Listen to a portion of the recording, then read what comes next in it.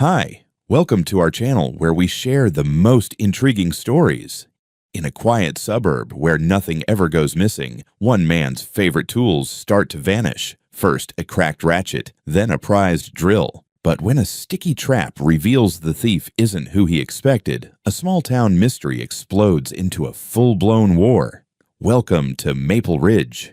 I've lived in Maple Ridge long enough to know the rhythm of the neighborhood, the way sprinklers kick on just before sunrise, the way the air smells like mesquite after someone 2 streets over fires up their smoker, the way my garage feels like a second spine growing out of my house. That garage is my sanctuary. It's where I breathe, where I fix, where I resurrect Detroit steel from the dead. I know every shelf, every drawer, every scratch on the concrete floor. So when something goes missing, I know it instantly, like someone swapped out one of my ribs while I slept.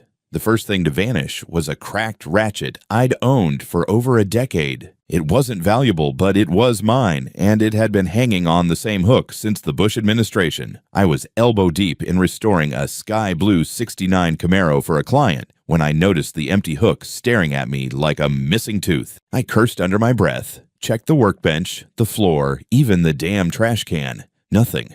I chalked it up to exhaustion and told myself I'd misplaced it. My wife joked that my tools were going feral and running away. I laughed, but it felt off. That tool hadn't moved in months. A week later, it got stranger. I reached for my cordless drill, my favorite, the one I used almost daily, and came up empty. I remembered tossing it into my rolling cart the previous afternoon. It wasn't there. It wasn't on the charger. It wasn't anywhere. I checked the trunk of my truck, thinking maybe I'd absent-mindedly left it there after fixing the tailgate latch. Nope. That drill was gone, and annoyance started to ferment into suspicion. I didn't say anything out loud, but the thought was already there. Somebody had walked into my garage. I tried to shake it off. Maple Ridge wasn't that kind of place. Sure, we had the usual HOA-induced weirdness, passive-aggressive notes about lawn length, Karen's obsession with uniform mailbox aesthetics, the occasional neighborly meltdown over recycling bins. But theft? No. This was a picturesque little bubble outside Austin where people borrowed cups of sugar and returned them with cookies. Then my $700 Snap-on socket set vanished. That was different. That set was practically sacred to me. I'd bought it with the first paycheck from a big restoration job, and I'd engraved my initials, GJ, by hand on the metal case. Losing that felt like losing a piece of myself. I tore the garage apart. Nothing. By the time the sun dipped low, the suspicion I'd been trying to ignore had grown teeth. That evening, I stepped outside to grab something from my truck and spotted my neighbor, Michael Brooks, standing outside his own garage. He was leaning against his workbench, holding a familiar red metal case. My case. My initials. I froze for half a second, just long enough for my stomach to drop into my boots. I walked over, keeping my tone level. Nice set. Where'd you get it? Michael blinked too fast. That alone told me everything. He was normally steady, calm, ex-military, predictable as a metronome. This time his eyes skittered away from mine. Oh, picked it up at Home Depot, I think. Or maybe the old neighbor left it.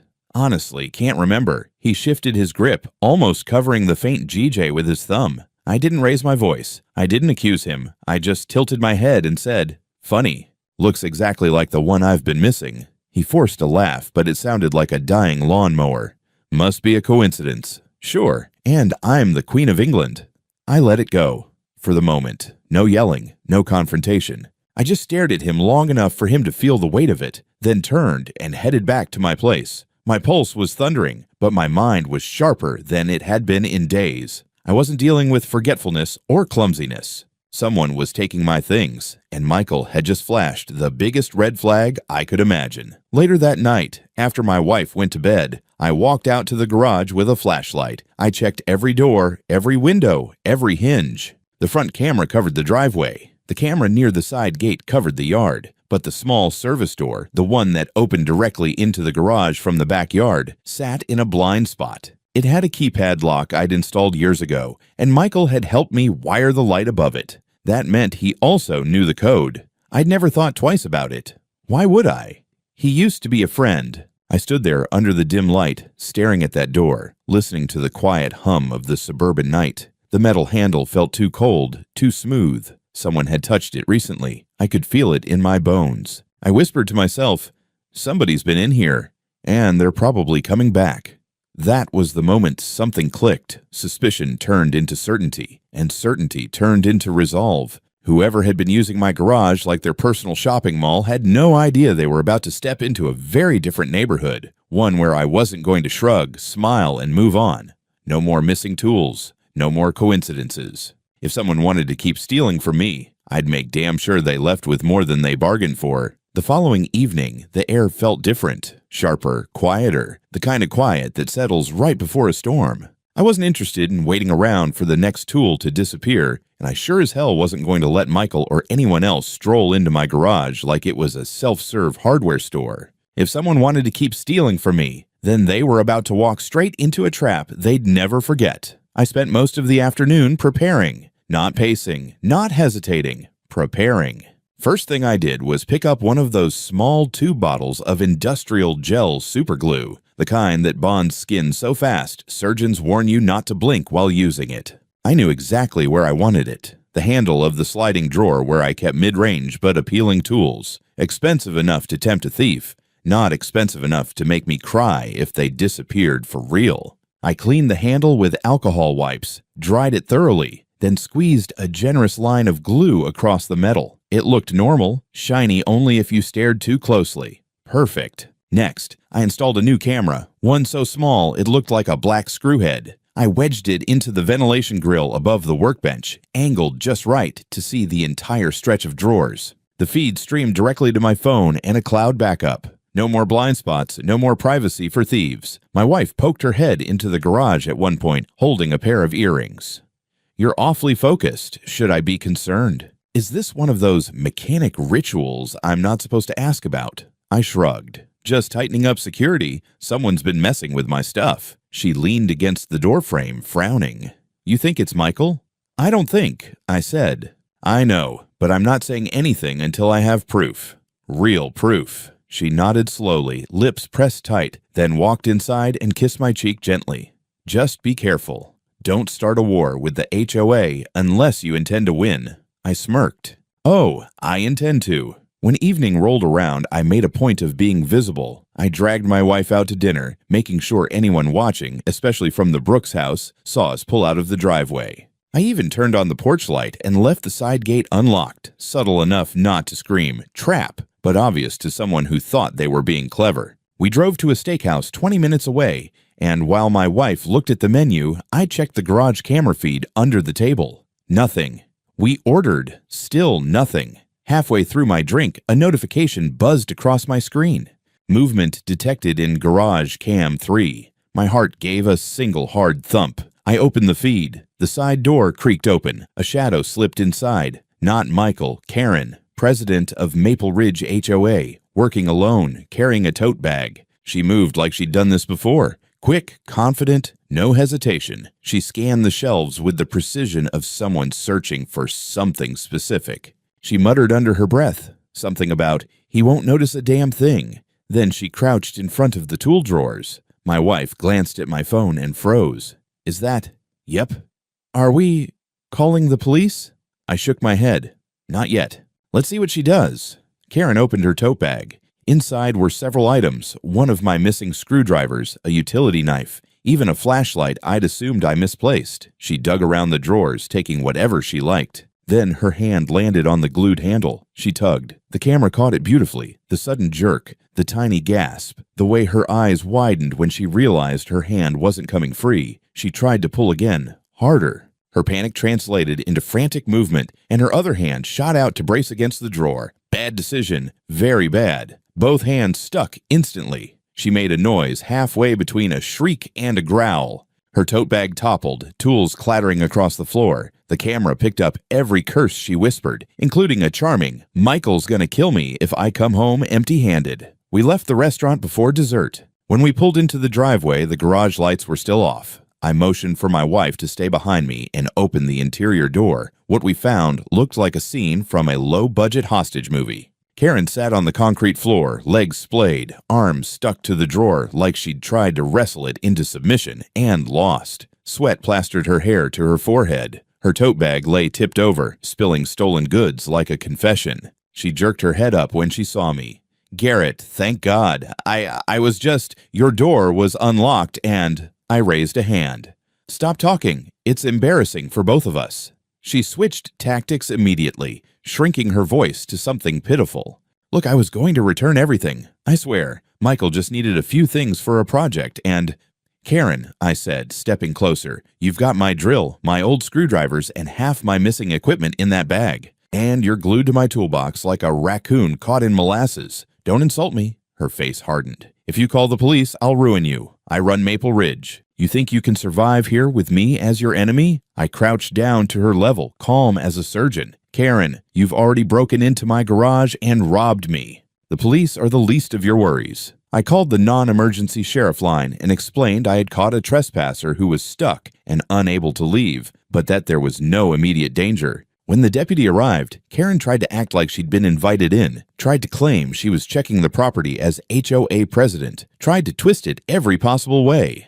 But when the deputy watched the footage on my phone, the last of her excuses died on her tongue. The deputy asked if I wanted to press charges. I watched Karen, sweating, furious, hands still glued, and for a moment, I saw Michael's earlier expression, that cold look when he realized he'd been exposed. Something told me this wasn't just a simple theft. There was more behind this. Something coordinated, something bigger. "Not tonight," I told the deputy. "Just document it. I want the incident on record." Karen's relief was visible. Desperate. It almost made me laugh. We used acetone to free her hands. She hissed the whole time like a cornered animal. Before leaving, I made her gather every item she'd taken tonight and every item she admitted to taking before. She left shaking, clutching her bag like it was a lifeline. When the garage finally went quiet, I locked the door, checked the camera again, and let out a long breath. I had proof now, proof that someone had been robbing me, and proof that they were up to something more than a couple of missing tools.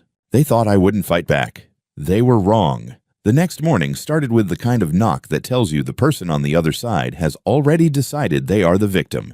3 sharp bangs on the front door, no doorbell, no text, just entitlement in percussion form. My wife looked at me over her coffee and I sighed, set my mug down, and went to answer. Michael stood on the porch, arms folded, jaw clenched, eyes already hot. He looked less like my neighbor and more like a man who had rehearsed a speech in the mirror and could not wait to deliver it. "We need to talk," he said. "Yeah," I replied. "We really do." He pushed past me into the entryway like he still lived here. "What the hell were you thinking, Garrett? Gluing her to your toolbox, calling the sheriff. You humiliated my wife." I closed the door behind him with deliberate calm. "Your wife humiliated herself breaking into my garage and stuffing my tools into her bag. I just supplied gravity and adhesive." His nostrils flared. "You could have come to me, man to man. You did not have to involve law enforcement." "I did come to you," I said. "When my socket set walked over to your garage, you lied to my face." Remember, for a moment his composure slipped, then he snapped it back like a soldier adjusting a uniform. "You do not understand what you started. Karen runs this place. You embarrass her. You embarrass the HOA. That has consequences." There it was. Not an apology. A threat. I stepped closer, just enough for him to feel the change in air. "Here is what I understand, Michael. Your wife was caught on camera committing a crime in my home. I chose not to press charges. I could still change my mind. So maybe you should think very carefully about how you want this conversation to go." We stared at each other for a few seconds. He was the one who broke eye contact first. "You ruined everything," he muttered. "You think people here are going to side with you over her?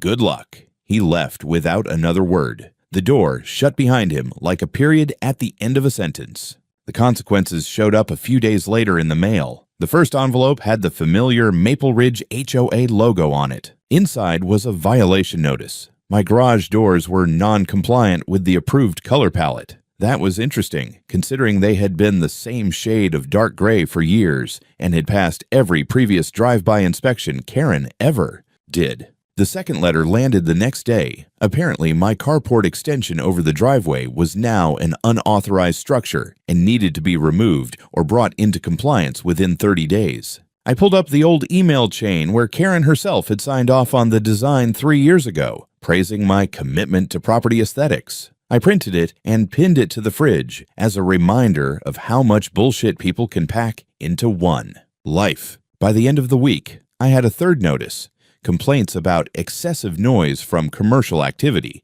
in my garage during late hours. The notice referenced multiple anonymous neighbor reports. Translation: Karen and whoever she could bully into playing along. I did not scream. I did not rant on the neighborhood forum. I gathered paperwork. I dug out my original HOA approval letter for the carport, the paint sample signed with a neat little Maple Ridge stamp, the email where Karen had called my restored Chevelle a neighborhood treasure. I organized them in a folder. Then I checked the noise ordinances for the county and confirmed exactly how late I could legally run an impact wrench without summoning the wrath of the law. Spoiler, later than Karen liked. A few days later, an inspector from the city zoning office called, saying he had received complaints about an unlicensed automotive business being run out of a residential garage. His tone was bored, the tone of a man who had heard every neighborhood feud flavor under the sun. "Come on by," I told him. "I will show you everything. Nothing to hide." He arrived on a Tuesday afternoon. I walked him through the garage, showed him the limited number of vehicles I worked on, the hours I kept, the fact that I was not running some 24/7 chop shop. Just one guy, a few classic cars, and more coffee than is probably medically advisable. He measured sound levels, checked my permits, and wrote notes on a clipboard. "You are within the county guidelines," he said finally. "HOA rules are their own mess, but as far as the city goes, you are fine. Just keep your bigger jobs during daytime hours, and you should be golden." "Trust me," I said. I like sleeping too much to be grinding metal at midnight. When he left, some of the tension in my shoulders eased, but not much. It was clear now. Karen was not going to let the garage incident go. Instead of being grateful I had not pressed charges, she had decided to use every HOA weapon at her disposal to try to squeeze me. So I called a lawyer. Her name was Sandra, a property attorney recommended by a customer who had once gone 10 rounds with a different HOA. We sat in her office while she read through the stack of letters, approvals, and photos. "Classic overreach," she said, flipping a violation notice like it offended her personally. "They ignored your garage color for years, approved your carport, knew exactly what you did for a living, and now, suddenly, it is all a problem. And you have video of the HOA president committing a crime in your house." "She calls it checking on community safety," I said. Sandra snorted. "Yeah. And I am the tooth fairy. Here is what you do. You write them a formal response, politely but firmly. You attach copies of the original approvals. You demand they cease selective enforcement and harassment. And you let them know, very calmly, that you have evidence of criminal conduct by their president, and you are prepared to bring it forward if this continues." "Blackmail?" I asked. "Leverage," she corrected. "You are not asking them to ignore real violations. You are asking them to stop fabricating them. Big difference." That night, I drafted the letter. My tone was measured, almost polite, but the message was clear. I was done being their punching bag. I reminded them of the approvals, of the inspector's report, of my right to operate within county regulations. And in one short paragraph, I mentioned the documented incident of unauthorized entry and attempted removal of property by the current HOA president, complete with the sheriff's incident report number. I printed it, signed it, scanned it, and emailed it to the official HOA address. Then I went out to the garage, flipped on the lights, and stood there for a long moment, listening to the quiet. The war had started. The difference was, I was not the one pretending it was about paint colors and carports. They wanted to use their rules as a weapon. I was perfectly willing to hit back with something sharper. For a few days after I sent that letter, the neighborhood felt like it was holding its breath. People still waved at me out of habit, but their eyes slid away too quickly, like they'd been warned not to linger. Maple Ridge buzzed with the kind of tension you can taste. Thin, metallic, waiting for someone to snap it. It didn't take long before someone did. I was changing the oil on a black 71 Challenger when a guy I barely knew, Trevon, the new homeowner on Oakview Lane, walked up the driveway. He looked nervous, shifting from foot to foot. "Hey, Garrett, can I ask you something weird?" "Try me," I said. He glanced around like he expected Karen to pop out of the bushes. "Did you lose anything from your garage lately?" I laughed once, humorless. "You could say that." He blew out a breath.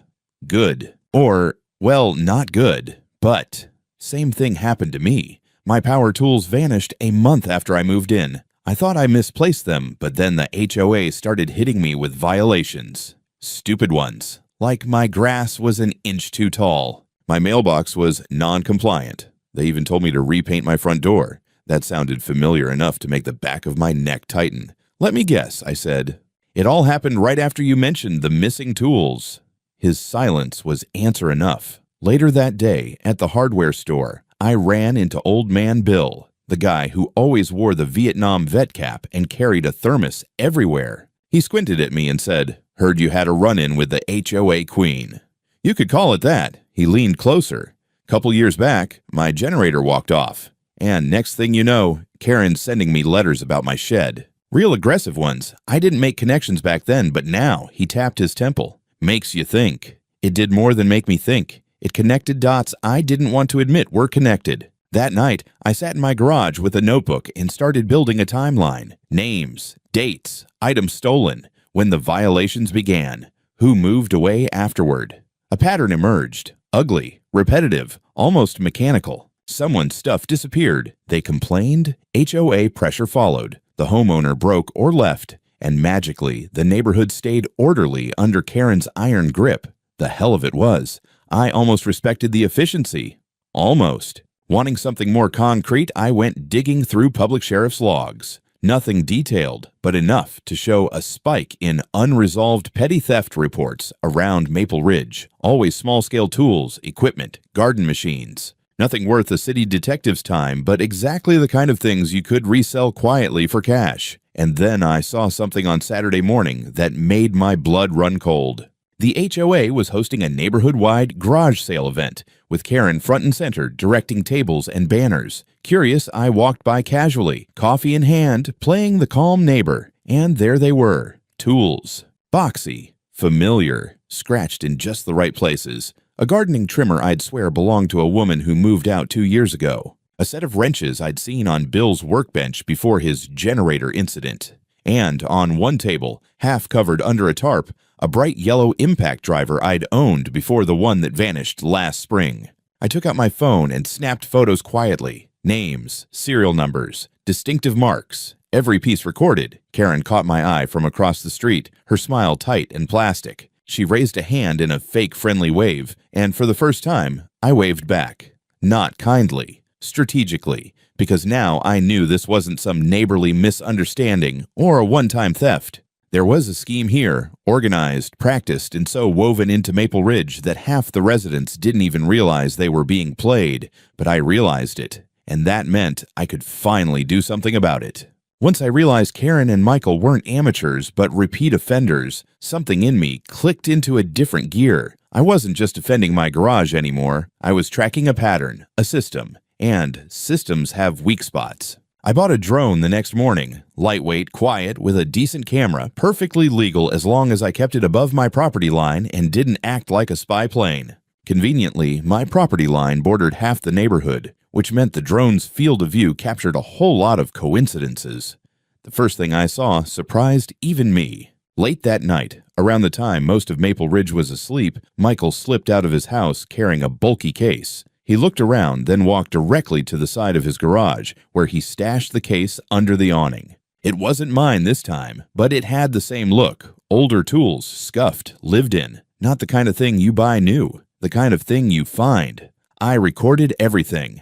The next night, the drone caught something else. A pickup truck pulled into their driveway, headlights off. A man hopped out, handed Michael a box, took a different box in return, and drove off like they were exchanging contraband. If I didn't know better, I'd say it looked like a miniature pawn shop operation disguised as neighborly friendliness. Then came the big break. Karen posted on the HOA forum about an upcoming open house at her place. She wanted to demonstrate the Maple Ridge lifestyle to potential buyers. I signed up to attend under a fake name. Nothing dramatic, nothing suspicious.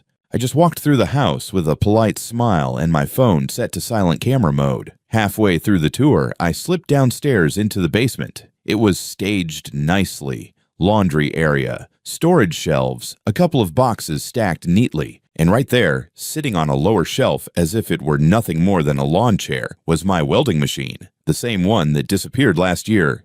Yellow casing, faded sticker on the side, and a long, ugly scratch shaped like a crooked letter G. My mark. I snapped close-up photos, then wide shots that showed room context. No mistaking it, Karen had stolen property sitting in her basement, displayed like a family heirloom. I walked back upstairs, blending in with the crowd, while Karen smiled and complimented visitors on their cute shoes and property potential. If she knew what I had just documented, she would have choked on her own lipstick fumes. When I got home, I printed the photos. Then I went online and dug through local selling apps, OfferUp, Facebook Marketplace, Craigslist. Within an hour, I found a listing for a gently used Snap-on drill set. The pictures were blurry, but one showed a tiny engraving on the metal. My engraving.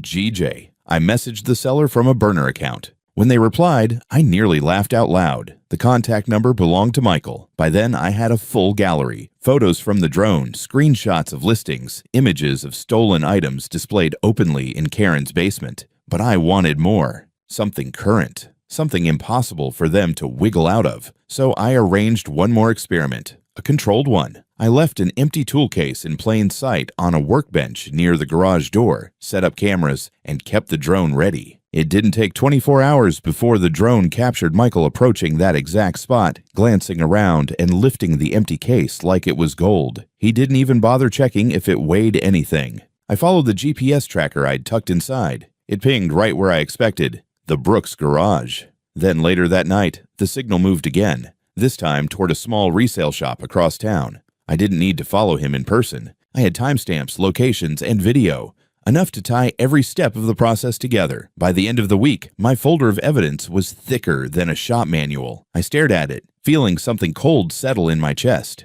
They weren't petty thieves. They weren't desperate. They were systematic, confident, comfortable. But for the first time, they were also exposed. And now I had exactly what I needed to bring the hammer down. By the time I finished organizing the evidence, my garage looked less like a workshop and more like the war room of someone who'd finally run out of patience. Photos pinned to magnetic boards. Printouts spread across the hood of a stripped-down Impala. A whiteboard covered in dates, arrows, screenshots, serial numbers. If someone walked in cold, they'd think I was tracking a serial killer with a fetish for cordless drills. I booked an appointment with the Travis County Sheriff's Office and walked in carrying a folder thick enough to bruise someone. The detective assigned to property crimes, Detective Hayes, was a tall, tired-looking guy with the permanent expression of someone who has heard every ridiculous neighborhood complaint in existence. He skimmed the first few photos, unimpressed, but when he hit the image of Karen glued to my tool drawer with her tote bag of stolen items beside her, his eyebrows actually lifted. "Is she really the HOA president?" he asked. Unfortunately, he flipped through more pages. Drone captures, marketplace listings, screenshots of Michael's messages, cross-referenced serial numbers, photos of my welding machine sitting pretty in their basement like it paid rent. Hayes let out a quiet whistle. This isn't petty theft anymore. This is a pattern, organized, repeated, probably profitable. Exactly why I'm here, I said, and I want this handled properly. Not brushed off as a neighbor dispute. He nodded and adjusted his glasses. We'll need controlled evidence, fresh, something that ties them to a theft in real time. You willing to cooperate? I didn't even blink. Tell me what you need. Turns out what he needed was marked property. He handed me several invisible UV markers and explained the process like I was prepping for a sting operation, which, to be fair, I was. I bought several items similar to what they like to steal. A mid-priced drill, a set of wrenches, a compact air pump. I spent a night in the garage marking every inch of them with UV microdots and tiny initials. Then Hayes helped me conceal a couple of GPS tags inside the cases. I placed everything exactly where a thief would expect it. Slightly visible, slightly tempting, positioned like bait on a hook. Then I made myself look unavailable. I talked loudly on the phone outside about a trip to Houston, made sure the side of the garage looked lightly unattended, even moved my truck to the street to make it seem like I was gone for the night. Meanwhile, Hayes sat in an unmarked car nearby, ready to pick up the signal from the trackers. It didn't take long. Not even a full day passed before the side garage door eased open on camera. Michael slipped inside like he was clocking into a job. He headed straight for the marked case, checked over his shoulder, and grabbed it. No hesitation, no pause. Smooth, as someone doing something they'd done 100 times. My phone vibrated with the GPS alert 2 minutes later. Hayes sent a text. "We have movement." The signal tracked the case to Michael's garage. He left it there for an hour, then loaded it into his truck and drove off.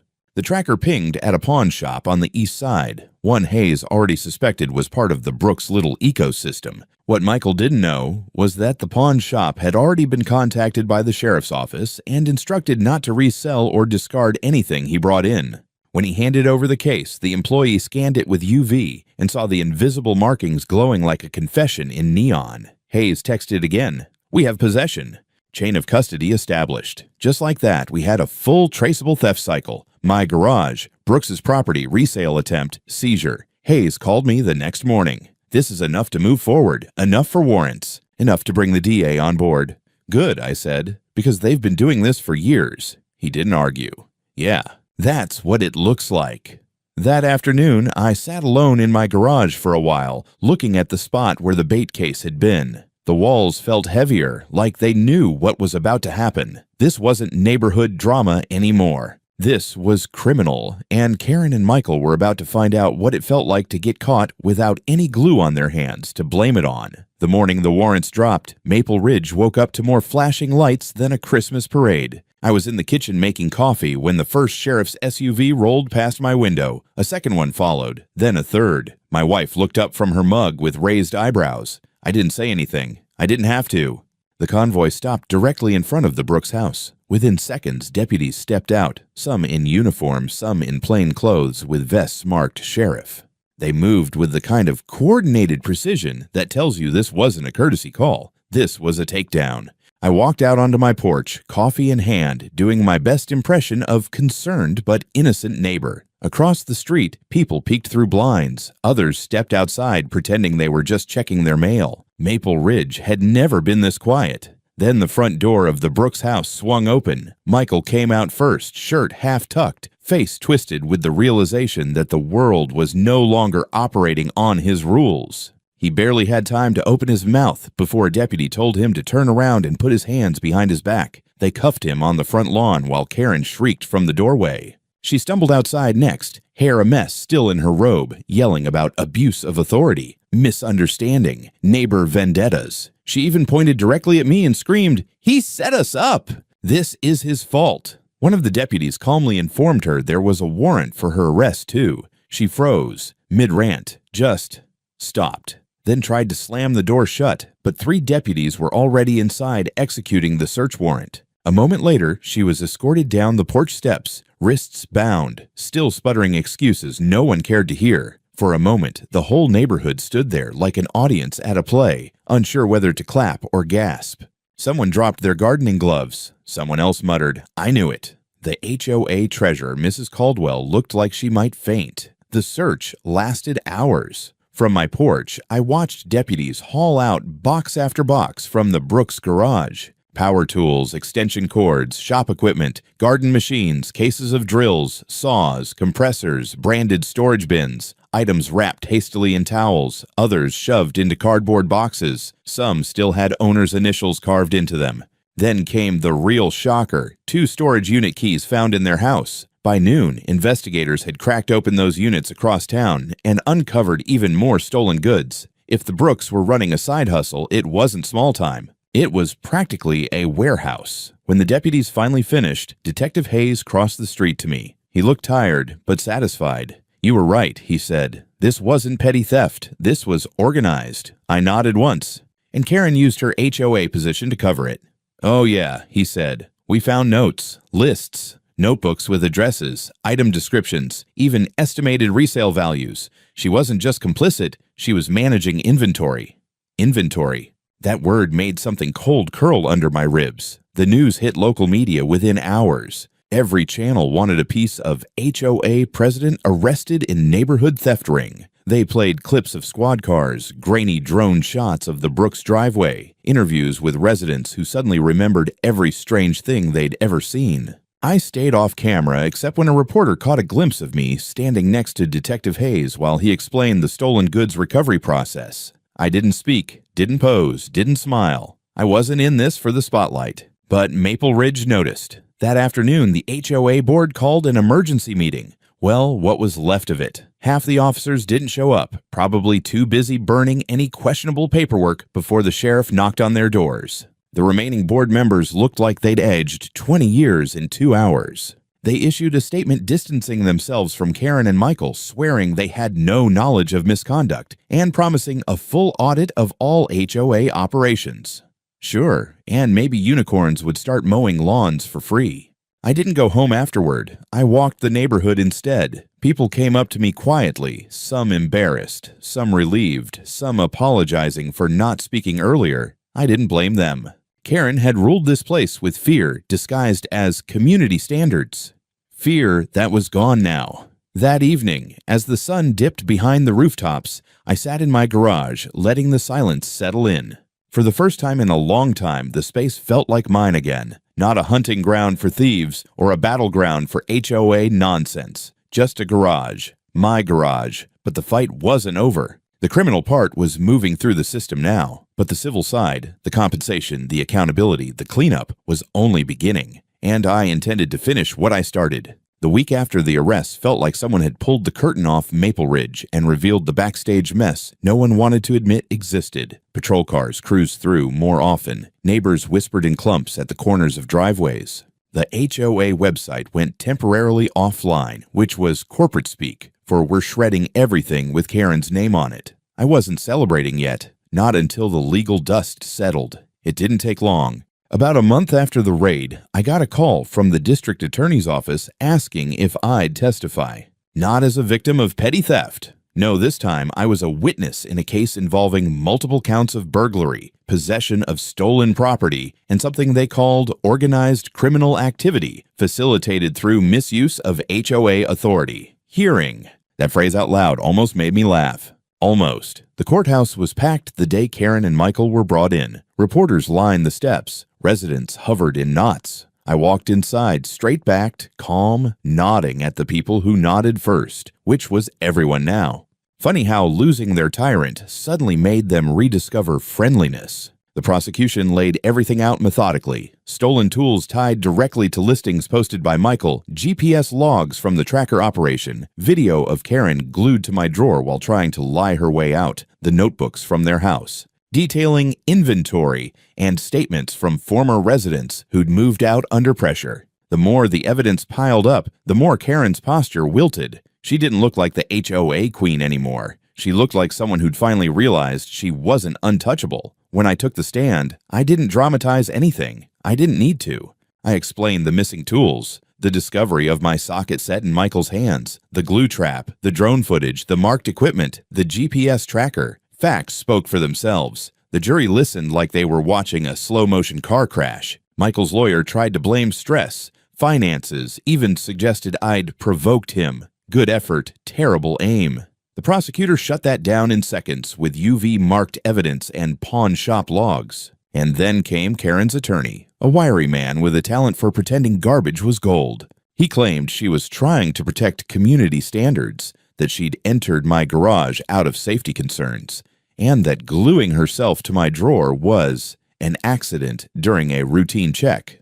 The courtroom erupted in quiet laughter. Even the judge rubbed his temples. The verdict wasn't dramatic. It was inevitable. Karen was found guilty on multiple felony counts. The judge, in a tone dry as desert heat, sentenced her to a long stretch in state prison, 8 to 10 years depending on parole. Michael got 4 to 5. Watching them led away was like watching a storm finally drift off the horizon. The civil suits came next. My lawyer, Sandra, handled them like a surgeon. HOA liability for negligent oversight, personal damages for property loss, compensation for business interruption due to harassment. By the time the dust fully settled, I had a settlement package worth more than $120,000 and a written apology that probably burned holes in the board's hands as they signed it. The HOA underwent emergency restructuring, which meant the entire board was dissolved and replaced with a temporary management company. The new manager, a calm woman with glasses and zero tolerance for bullshit, called me personally to assure that Maple Ridge would never again be run like a dictatorship with garden clippers. My garage finally felt peaceful again. I registered my restoration work as a formal home-based business, got my permits in order, and installed a new reinforced door system that not even a tank could politely nudge open. Business boomed, not because people pitied me, but because half the county had watched the story unfold on the news and now trusted me with their cars. One quiet evening, I installed a small metal sign on my garage door. Nothing fancy, no neon lights, just a clean plate with black lettering.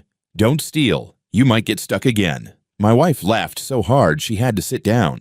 A few days later, the new HOA president walked by. An older man, polite, the exact opposite of Karen. He stopped, read the sign, and chuckled. "I think that's the most effective crime deterrent we've ever had in this neighborhood." Maybe he was right, because Maple Ridge settled into something it hadn't felt like in years. Calm, not fake calm, real calm. No more fear of surprise violations. No more power plays disguised as community safety. No more tools disappearing in the night. The Brooks house eventually sold. The new family waved at me on moving day. I waved back. And as I stood there looking at my garage, the place where all hell started and all hell ended, I realized something simple. They tried to run a whole operation in our neighborhood. They thought no one would ever stop them. All it took was one mechanic, a camera, and a tube of superglue.